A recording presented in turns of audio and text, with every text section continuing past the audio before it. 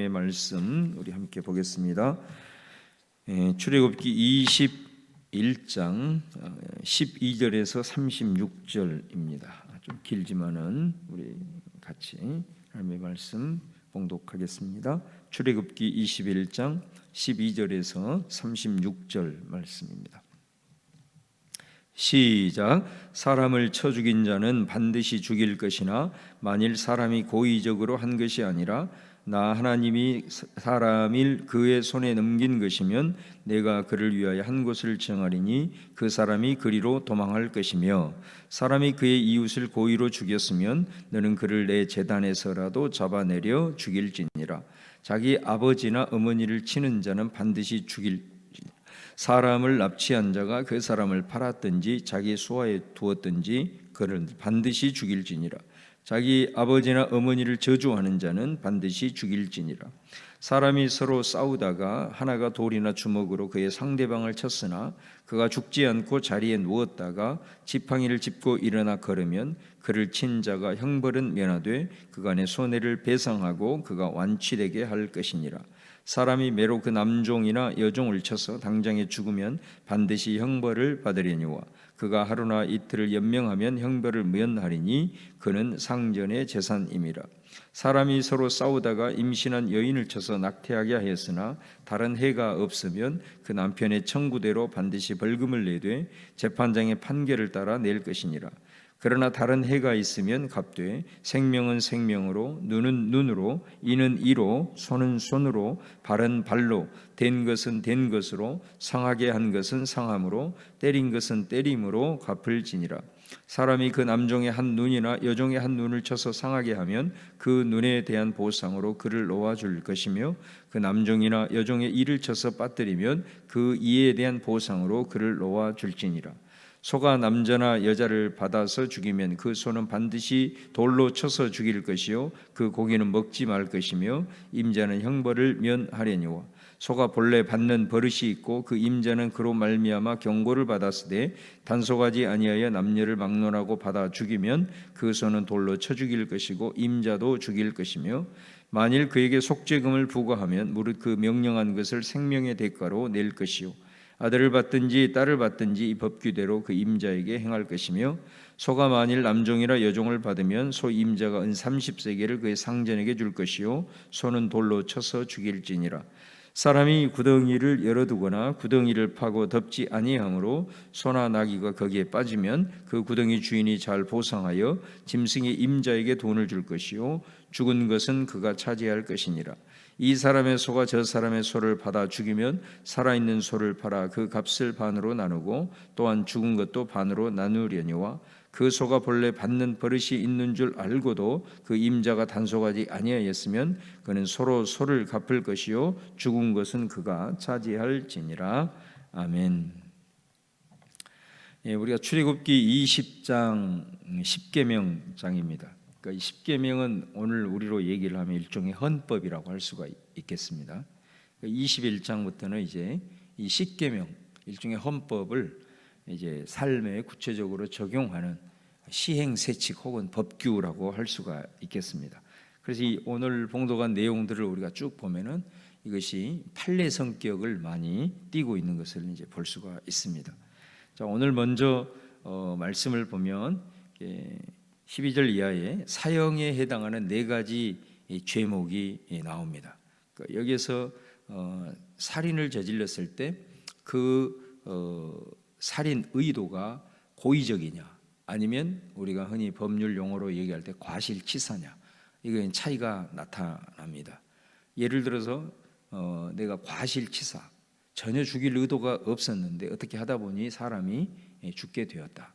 자, 이런 경우는 하나님께서 그 이스라엘 그 땅 가운데 6개 성에 도피성을 지정을 해가지고 일단 그리로 피하게 합니다.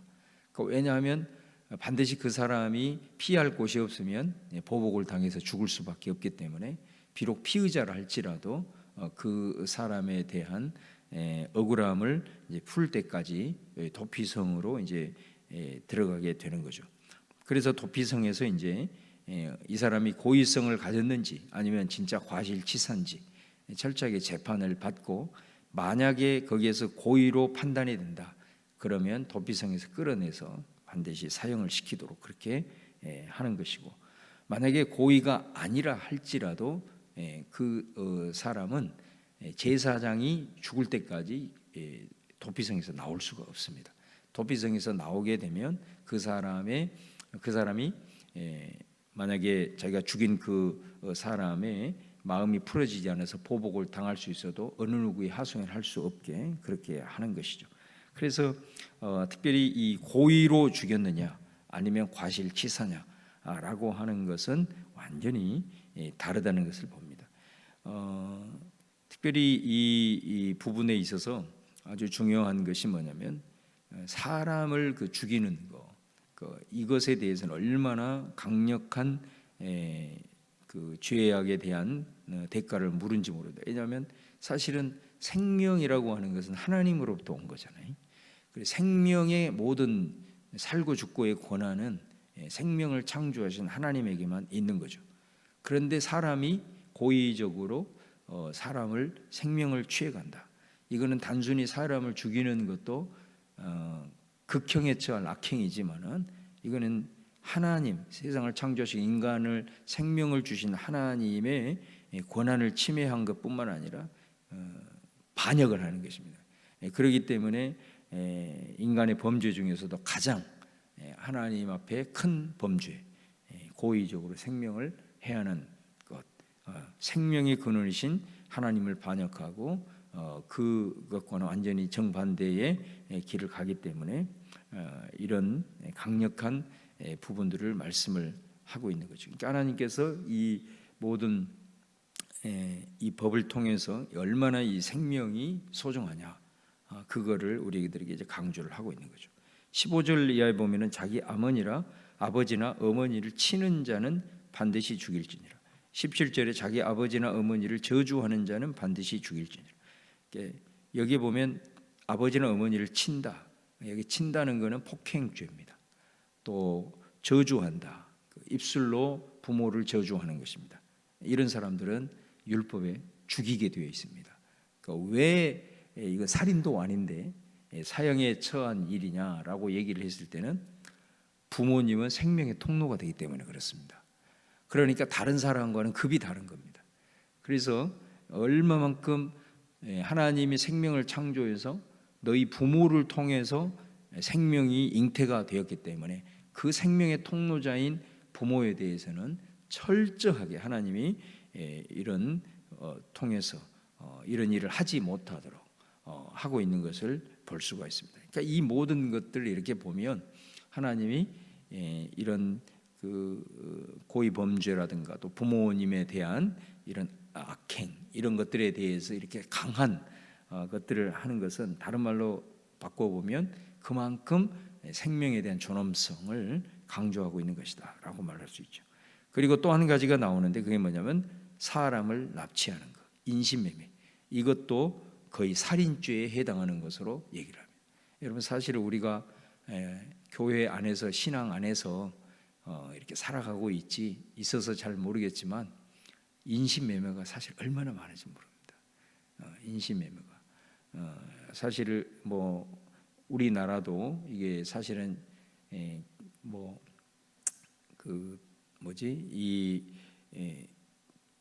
가출했거나 뭐 또 갑자기 이렇게 실종 신고를 하는 경우에 있어서 못 찾는 경우가 너무 많습니다. 그런 경우는 거의 대다수가 인신매매라고 할 수가 있습니다. 그렇기 때문에 정말 이 사회가 얼마나 그 악한 사회로 가고 있는가라는 하나의 이제 평가 기준이 될 수 있는데, 하나님께서는 인신매매, 사람을 납치해서 이렇게 팔거나 이렇게 자기의 어떤 종으로 부려먹거나 이런 거에 대해서는 그거는 살인죄에 해당하는 것으로 해서 강력한 처벌을 하고 있는 것을 볼 수가 있습니다.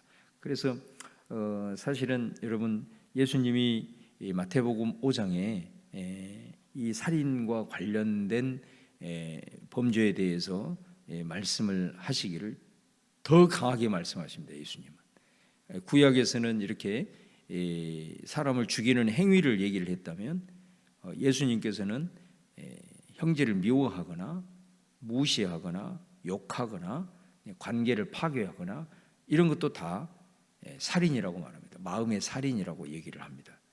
이제 그런 측면에서 우리가 이 말씀을 다시 한번 돌아볼 때 오늘날 사실 이어지고 있는 그런 그 악성 댓글이라든가 가짜 뉴스라든가 이것도 다 인격 살인하고 있는 겁니다. 어떻게 보면 무서운 범죄입니다. 이거는 또 심한 언어 폭력으로 사람의 인격을 살인하는 것들, 이런 것들은 예수님의 말씀에 근거를 해보면은 정말로 이건 무서운 범죄라는 것을 우리가 기억을 해야 되고, 우리가 이 구약의 말씀처럼 실제적으로 죽인 일은 아니지만 사실은 어떻게 보면 마음의 살인은 우리가 순간순간 분노 가운데 저지를 수 있습니다. 그런 상황에서 예수님의 이 말씀을 기억하면서 우리가 늘 내 마음을 다스릴 수 있도록 하나님 앞에 늘 주님 의지하고 기도하고 또 늘 이 모습 속에 내 자신을 돌아보고 또 회개하는 그런 모습이 우리 안에 있어야 된다라는 것을 우리가 알 수가 있겠습니다.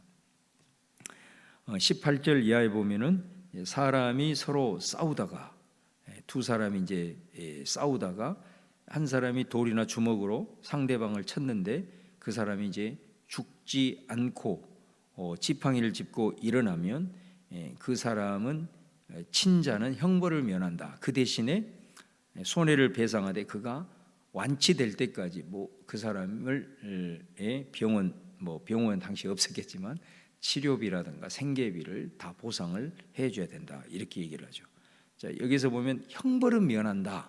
그러니까 왜 그러냐면 이 두 사람이 싸우는 원인에 대한 제공자가 누구였는지, 그러니까 우리가 흔히 오늘 용어로 얘기할 때 우리는 사람을 이렇게 막 심하게 막 폭행을 했거나 이런 사람들에 대해서 막 저는 죽여야 된다 막 이런 막 표현들을 많이 하지만은 근데 이 피의자에 대한 인권도 생각하고 있는 것을 우리가 볼 수가 있습니다. 그래서 어찌하든 이 법이라고 하는 것은 이 원인 제공자가 두 사람이 이렇게 싸웠다라는 것은 한쪽에만 있을 가능성은 없는 거죠. 그런 부분들이기 때문에 이런 표현이 나오는 것입니다. 그래서 어떤 상황 속에서도 그 부분 속에서 억울한 일이 누군가는 당하지 않도록, 이번에 미국에서 재판을 잘못해가지고 30년을 복역을 한 거예요. 30년을 복역을 했는데 그 사람이 무죄로 밝혀진 거예요. 30년 동안 감옥에서 썩은 거예요. 그래서 그 사람에게 국가에서 얼마를 배상을 했냐, 지금 제가 분명히 인터넷에 읽었는데 300억인가 아마 그 이상 되는 금액을 보상을 한 것이 최근에 이제 뉴스에 보도가 되었던 것을 보게 됩니다. 어찌하든 이 법이라고 하는 것은 억울한 일을 당하게 해서는 안 된다라는 것을 이제 강조를 하는 거고, 그 다음에 20절 이하에 보면은 사람이 매로 남종이나 여종을 쳐서 당장에 죽으면 형벌을 받으려뇨. 여기서 형벌은 살인이기 때문에 죽임을 당하는 거예요. 그러나 하루 이틀 연명하면 형벌을 면한다. 그는 상전의 재산이다 그랬습니다. 이게 당시에는 이게 노예제, 특별히 그 이스라엘의 노예제는 좀 상황이 좀 다르죠. 그거는 뭐냐면 사실은 형제는 노예로 삼지 마라. 그게 큰 율법의 흐름입니다. 그런데 어쩔 수 없이 살아가면서 사람이 파산을 하고 자기 땅도 다 잃고 이제 도저히 살아갈 수 있는 길이 없는 거예요. 이 사람이 살 수 있는 유일한 길은 뭐냐면 종이 되는 겁니다.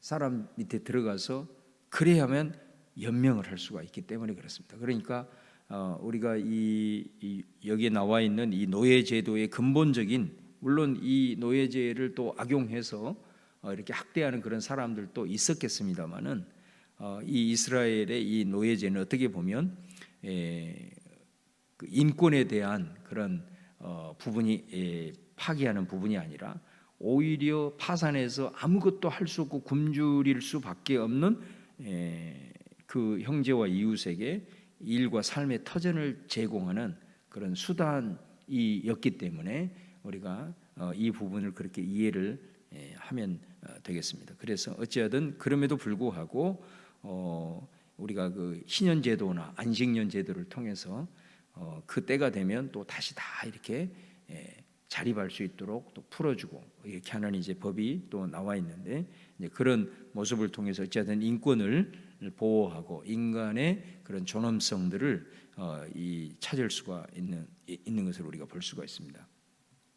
그다음에 22절 이하에 보면은 한 예가 이렇게 나오죠. 서로 싸우다가 여기 또 임신한 여인을 쳐서 낙태하게 하였으나 다른 해가 없으면 남편의 청구대로 반드시 벌금을 내되, 만약에 다른 해가 있으면 어떻게 되느냐? 우리 유명한 동해복수법이라고 해가지고 생명은 생명으로, 눈은 눈으로, 이는 이로, 손은 손으로, 발은 발로, 이런 거죠. 그러니까 이거는 이제 일종의 내가 받은 만큼 이게 일종의 이제 복수를 허용하는 것일 수가 있습니다. 근데 사실 이게 이제 어떻게 보면 보복의 논리인데, 이 보복의 논리에 대해서 예수님은 마태복음 5장에 뭐라고 말씀하냐면, 너는 이렇게 들었으나, 눈은 눈으로 이는 이로, 이렇게 구약의 율법에 들었으나 나는 너희에게 말하니 형제를 용서하고 원수까지 사랑해라, 이렇게 이제 예수님이 말씀하죠. 그러니까 이 예수님의 말씀을 통해서 다시 이 구약의 말씀을 우리가 해석을 해보면 원래 이 법을 주신 하나님의 원뜻이 뭔가를 찾게 됩니다. 사실 이거는 너무 이게 강자의 논리가 되어가지고 이게 악용이 되면은 사실은 내가 눈이 맞았어요. 한쪽 눈이 맞아서 부었다 이 말이에요. 그러면 보복을 어떻게 하냐면 요 논리로 해가지고 양쪽 눈을 때려버립니다. 그러니까 항상 강자의 논리로서 보복을 허락한 이 부분에 대해서 더 강력하게 보복을 해버리는, 그래서 계속해서 보복이 악순환이 되어가지고 결국은 피를 흘리게 되는 이제 이런 상황인 거죠. 그러나 예수님의 말씀에 의해서 이 말씀을 주신 원래 의도를 파악을 해보면 이거는 뭐냐면 내가 당한 것 이상의 보복을 생각하는 것을 사실은 사전 차단을 하는 것이라고 할 수가 있습니다. 그러니까 눈은 반드시 눈만, 우리가 보복을 할 때는 절대 그렇게 보복 안 하거든요. 너 나 눈 하나 때렸지? 너는 내가 양눈을 다 멀게 해버릴 거야. 이게 인간의 심리입니다. 그러니까 사실 이 말씀을 주신 것, 눈은 눈으로, 이는 이로, 이렇게 말씀하신 것은 당한 것 이상을 생각하는 인간의 그 악한 본성을 사전에 차단하는 그런 기능이 있다는. 그렇지 않으면은 이거는 결국은 보복의 논리라고 하는 것은 승자는 없고 둘 다 죽는 것만 남아 있기 때문에 그런 것입니다. 그래서 사실은 주신 그 원래 의도는 이런 의도이기 때문에 이런 부분 속에서 어쨌든 보복의 그 악순환을 반복하지 않게 하는 그런 율법의 내용이라는 것을 우리가 알 수가 있습니다. 또 한 가지 더 살펴보면 28절 이하에 보면은 소가 남자나 여자를 받아 죽이면 소는 돌로 쳐서 죽고 고기는 먹지 말고 임자는 형벌을 면한다. 그러니까 이 말씀에 보면은 뭐 농사를 짓고 있는 예나 지금이나 사실은 이 소는 재산 목록 1호라고 할 수가 있죠. 아무리 소가 재산상에 있어서 중요하다 하더라도 절대로 사람과는 비교할 수 없는 거다 라는 것을 말씀을 하고 있죠. 그래서 이 소가 받아 죽였을 때는 그 소는 반드시 죽이고 부정한 것이기 때문에 그 고기도 먹지 말라. 그런데 임자는 형벌을 면한다. 이게 사실은 어떻게 보면 이제 임자에 있어서 책임은 묻지를 않는 거죠. 왜 그러냐면 소가 한 일이기 때문에.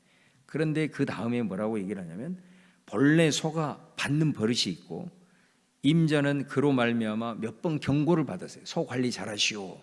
경고를 받았는데도 소가 이렇게 받아서 사람을 죽였다. 그러면 임자도 죽인다. 자, 이거를 이렇게 보강을 하고 있는 것을 볼 수가 있습니다. 혹시 합의를 통해서 속죄금을 내게 되었을 때는 그가 원하는 것 생명의 대가를 충분히 내라 라는 것을 말씀을 하고 있죠. 그 이외에 33절 이하에도 나온 내용들을 이렇게 보면은 가중처벌에 대한 말씀도 나오고, 또 그것이 아니더라도 우리가 도의적인 책임을 질 것에 대한 말씀을 이제 하고 있는 것을 볼 수가 있습니다. 자, 오늘 우리가 이게 몇 가지 다양한 내용을 우리가 살펴보면서 가장 중요한 것은 이제 출애굽기 10계명을 헌법으로 우리에게 주시고, 또 그것을 이제 시행 우리 삶에서 적용하는 말씀을 할 때에 첫 번째로 주신 말씀이 1절에서 11절까지 종과 관련된 종의 인권에 대한 부분들을 말씀하시고, 이제 두 번째로 주신 말씀이 바로 생명에 대한 것들을 말씀을 하고 있죠.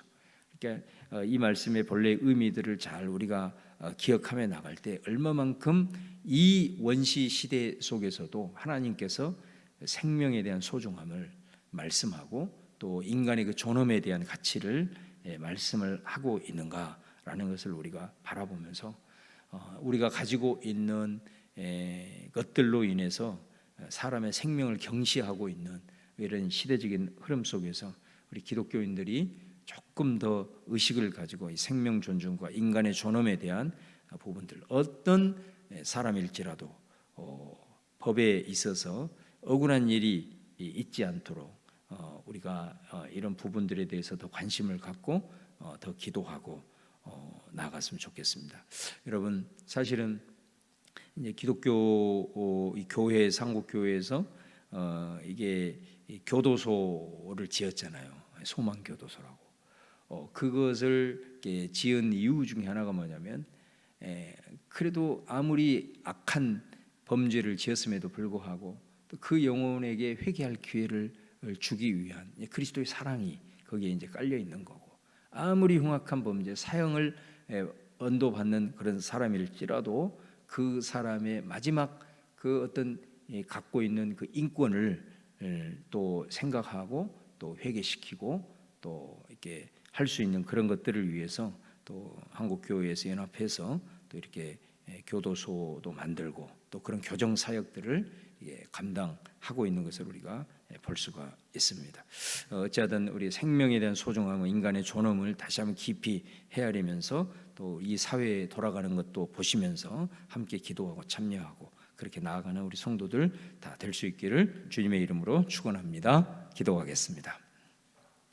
하나님 아버지, 오늘 또 십계명의 정신을 따라서 또 이 생명에 대한 말씀, 또 예수님이 마태복음 5장을 통해서 우리에게 주시는 그 말씀의 의미를 깊이 헤아리면서 다시 한번 단순히 물리적인 행사뿐만 아니라 우리의 마음과 동기를 다시 한번 깊이 돌아보고 오늘 주신 말씀에 따라서 또 사람들을 대하며 나아갈 때에 상대방에 대한 존중, 또 인격에 대한 존중, 생명에 대한 소중함들을 날마다 헤아리면서 살아갈 수 있도록 도와주옵소서. 이 땅의 현실을 바라볼 때 얼마나 가짜 뉴스가 횡행하고 또 악성 댓글로 인하여서 인격의 살인을 저지르는지 모르겠습니다. 아버지 하나님, 끊임없이 이어지는 인신매매와 같은 악한 그런 모습들이 얼마나 많은지 모르겠습니다.